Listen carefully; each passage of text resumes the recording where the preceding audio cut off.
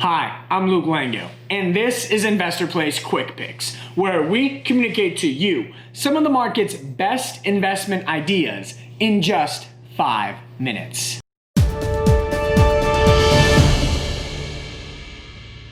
Today, we're going to be talking about a red-hot technology stock named Roku, ticker ROKU. Now, Roku stock has been blitzingly hot for the past 6 months, past year, past 2 years, past 3 years. It's a winner. And guess what? It's going to keep winning for the foreseeable future. So don't let the bears talk you out of your position. Stay strong, stick with this name. The stock is only going higher. One of the most common questions I get about Roku is, well, what's the moat? Like, I get that they're building this ecosystem where people are connected from users to streaming services. They get that, but what's the moat? Well, the moat is the marketplace effects generated from this ecosystem, right? Roku's already the #1 over-the-top place to connect streamers to streaming services. Now, because of that, if you're a streaming service, you're gonna launch on Roku because you need the distribution to customers, to potential subscribers. And then the more streaming services Roku gets, the more a potential subscriber is going to join the Roku, is more likely to join the Roku ecosystem because they have more services. There's more to watch. And then they get more users, more streaming services, more users, more streaming services. It's a positive growth flywheel. Look no further than NBC Universal's Peacock. They tried to go at it alone. They couldn't. They ended up being forced to partner with Roku. Now they're on Roku. That's going to attract all those viewers onto the Roku platform. Lather, rinse, repeat for the next service that launches down the line. Roku has a moat through marketplace effects, which ensures that it will turn into the cable box of streaming TV.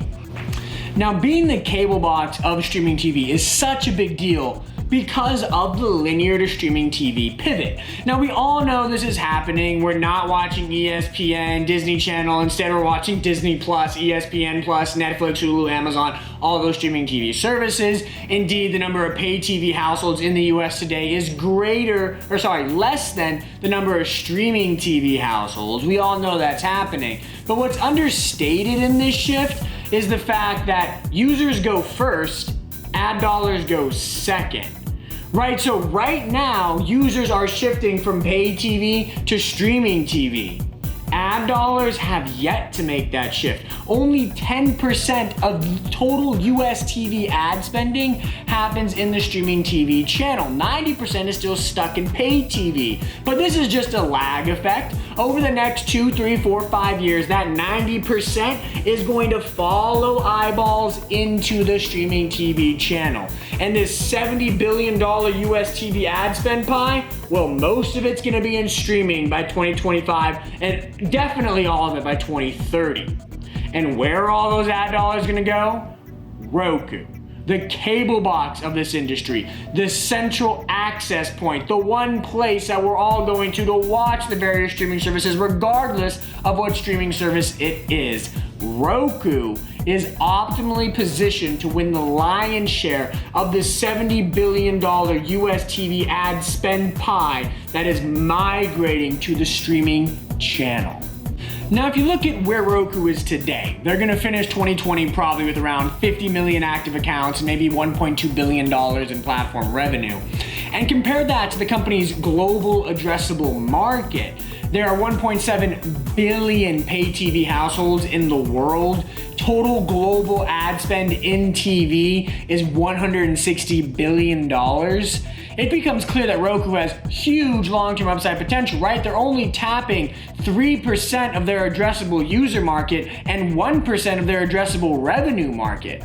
If you assume both those numbers go to about 10% in the long run, which I think is totally reasonable, then my numbers say Roku stock is worth around $200 today. Obviously, 11%, 12%, 13%, 14%, 15% market share, and that's how you get to numbers well above 200.